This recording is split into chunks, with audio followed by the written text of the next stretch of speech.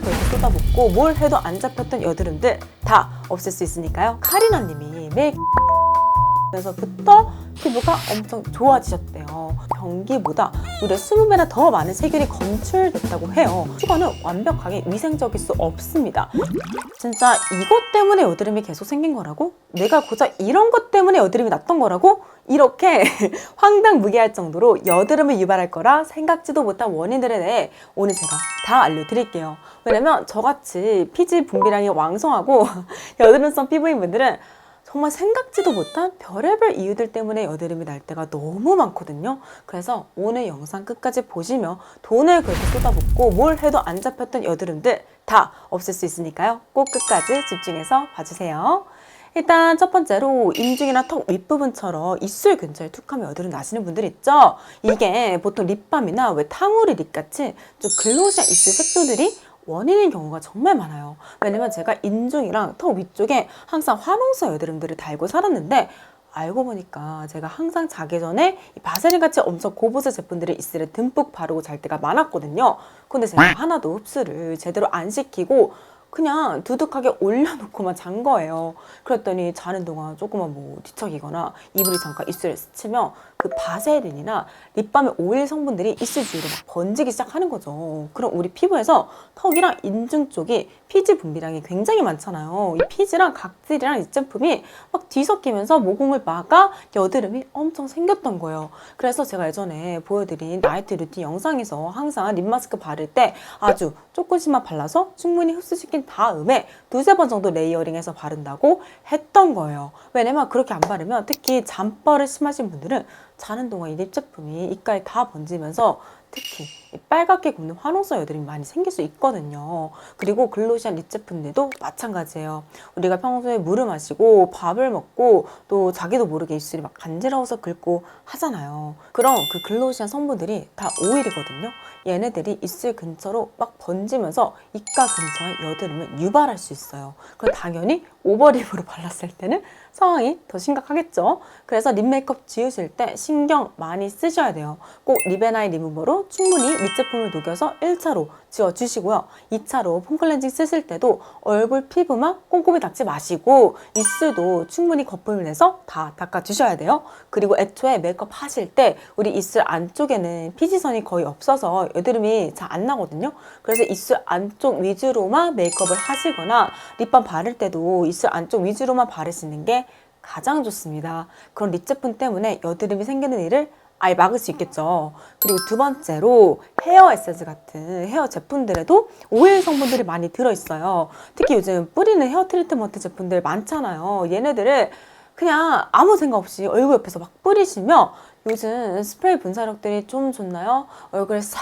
하고 퍼지면서 특히 턱 쪽에 많이 묻게 되거든요. 그 턱 쪽 여드름이 심해질 수 있어요. 그래서 저는 항상 헤어 제품들 뿌릴 때 머리카락을 최대한 얼굴에서 멀리 보낸 다음에 뿌립니다. 그리고 꼭 옷을 다 입은 상태에서 뿌려요. 왜냐면 많은 분들이 샤워하고 나서 옷을 다 벗은 상태에서 헤어 에센스를 뿌리는 경우가 많은데 그건 특히 긴 머리는 이 헤어 에센스가 그대로 등이랑 가슴 맨살에 다 뿌려지면서 등드림이랑 가드름을 유발할 수 있어요. 그리고 꼭 알몸이 아니더라도 지금 같은 여름철에는 민소매로 된 옷을 많이 입잖아요. 그런 옷들을 입고 뿌렸을 때도 등이랑 가슴에 헤어 에센스가 다 묻겠죠. 그래서 그냥 반팔같이 이런 노출 없는 옷을 입고 뿌리시는 게 가장 좋고요. 상황이 어쩔 수 없을 때는 저 같은 경우에는 꼭 수건을 어깨에 두르고 그 위에 뿌립니다. 그래서 등드름, 가드름 이런 고민 있으신 분들은 절대 등이랑 가슴이 노출되지 않은 상태에서 헤어 제품들을 뿌리시는 걸 추천드려요. 안 그러면 그 안에 들어있는 오일이나 실리콘 성분들이 등드름, 가드름을 굉장히 심하게 만들 수 있답니다.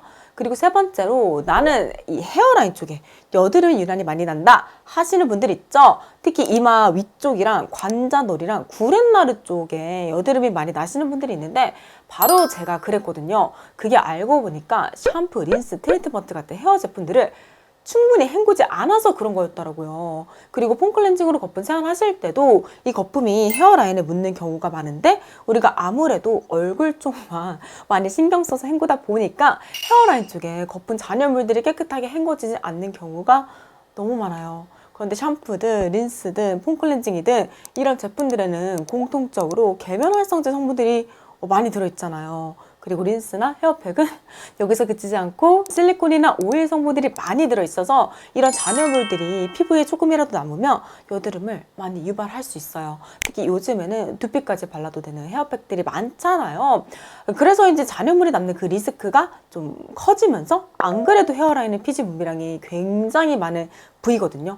역시 피지랑 각질이랑 개발활성제 같은 잔여물들이 막 뒤엉키면서 모공을 막으며 다 여드름이 되는 겁니다. 그리고 또 이런 잔여물들이 한 자리에만 가만히 있는 것도 아니거든요. 근처 피부로 조금씩 흘러내리면서 특히 이마, 관자놀이, 구레나루 쪽에 여드름을 굉장히 심하게 만들 수 있으니까요. 샴푸, 린스 하실 때 꼭 신경 써서 꼼꼼히 헹구셔야 돼요. 그리고 귀 아래, 목 뒤에도 우리 여드름 가끔 나잖아요. 그거 다 헤어 제품들 때문이거든요. 그러니까 꼭 고개를 앞으로 숙이고 머리를 감아주시고요. 그리고 샴푸, 린스 하고 나서 가장 마지막에 세안을 하시는 게 좋습니다. 그래야 우리가 혹시 놓친 헤어 제품 잔여물들을 세안제로 깨끗하게 다 닦아낼 수 있잖아요. 그럼 헤어라인 쪽 여드름이 확실히 많이 줄겠죠?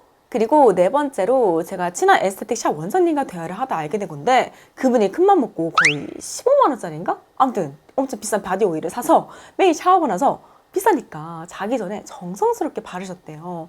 그런데 그때부터 여드름이 엄청 심해지셨다는 거예요. 이분 심지어 여드름성 피부도 아니시거든요. 그래서 혹시 설마 바디 오일이 원인일까 해서 끊어봤는데 거짓말같이 여드름이 줄더래요. 알고 보니까 우리가 평상시에는 손으로 얼굴을 만지는 게 피부에 안 좋은 걸 아니까 주의를 하는데 잘 때는 의식이 없잖아요. 그래서 얼굴이 간지러우면 그냥 손으로 막 긁거든요. 그때 손에 이 바디 오일이 다 묻어 있었던 거예요. 그게 여드름을 유발했던 거죠.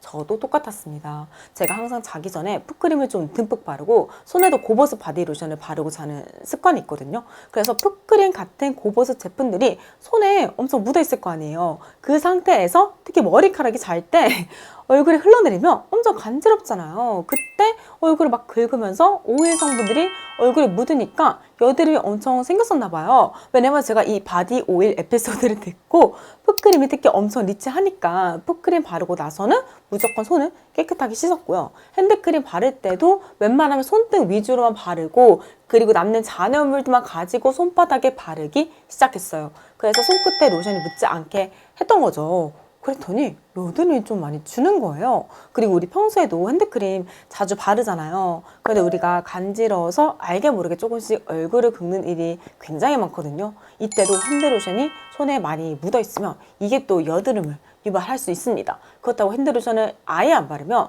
이 손이 엄청 빨리 늙거든요. 그래서 저처럼 손끝만 딱 피하고 손등이랑 손바닥 위주로만 핸드로션을 바르시면 정말 원인모를 여드름이 많이 줄 거예요.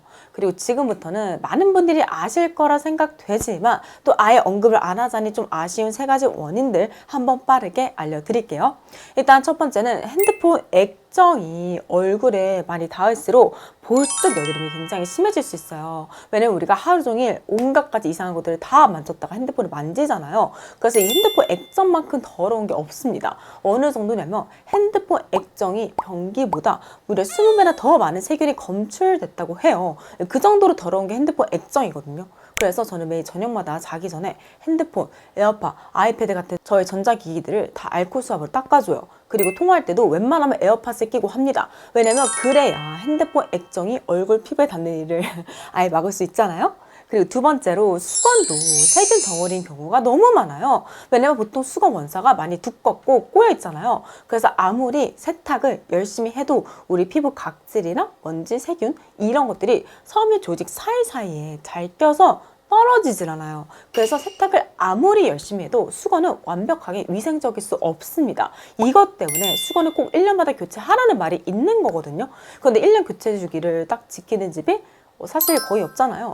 저희 집도 그렇거든요. 그래서 저는 얼굴에 꼭 크리스마에서 나온 일회용 타월을 따로 씁니다. 왜냐면 제가 일회용 타월을 쓰면서부터 여드름이 정말 많이 줄었거든요. 그런데 지구 환경에는 별로 안 좋잖아요. 그래서 저는 꼭 썼던 일회용 수건들을 따로 모아놨다가 화장대에 말려서 화장실에서 작은이 볼 때 휴지 대신 말려둔 이 일회용 타월들을 쓰거든요. 그리고 몸에는 꼭 희야 소창 수건을 씁니다. 왜냐면 소창 수건이 일반 수건과 다르게 섬유가 굉장히 짧아서 천이 되게 얇고 매끈하고 통기성이 좋아요. 그래서 세균, 각질, 먼지 이런 것들이 일반 수건이랑 다르게 잘 안 막히고 잘 떨어져서 훨씬 위생적이거든요. 대신 그만큼 가격대는 좀 있긴 합니다. 그래도 소창 수건은 2년까지는 써도 완전 괜찮다고 해서 일반 수건 교체 주기가 1년인 거에 비해서는 훨씬 기니까 그게 그 가격일 것 같은 거예요.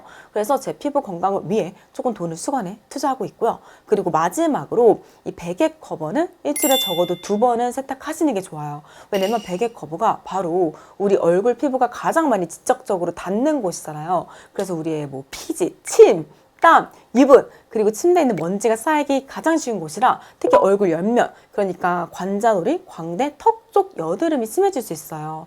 그런데 나는 일주일에 2번씩 베개 커버를 세탁하는 게 너무 귀찮다. 그런 수건을 매일 바꿔가면서 깔고 자는 걸 추천드려요. 왜냐면 카리나 님이 매일 깨끗한 수건을 깔고 자면서부터 피부가 엄청 좋아지셨대요. 그래서 이런 방법으로 베개 위생 관리를 해도 피부가 많이 좋아질 수 있겠더라고요. 그리고 저 같은 경우에는 꼭 일주일에 2번씩 세탁도 따로 하지만 베개 커버를 포함해서 모든 침구류, 그러니까 이불이랑 침대 패드까지 다 돌돌이로 이틀에 한 번씩 먼지를 제거하거든요. 왜냐면 이렇게 먼지만 잘 제거해도 피부 건강에 확실히 도움이 되더라고요. 그래서 이렇게 의외로 여드름을 유발하는 원인 총 8가지를 다뤄봤는데요. 어때요? 정말 여드름 피부로 산다는 건 너무 피곤한 일이지 않나요? 아니 어떻게 된 게 마음 놓고 할 수 있는 게 아무것도 없어. 그죠? 그래도 노력할수록 확실히 피부는 많이 좋아지니까요. 조금 귀찮더라도 신경 쓰면 확실히 여드름에 도움을 많이 받아볼 수 있으니까 우리 같이 조금만 노력해 보자고요. 아시겠죠?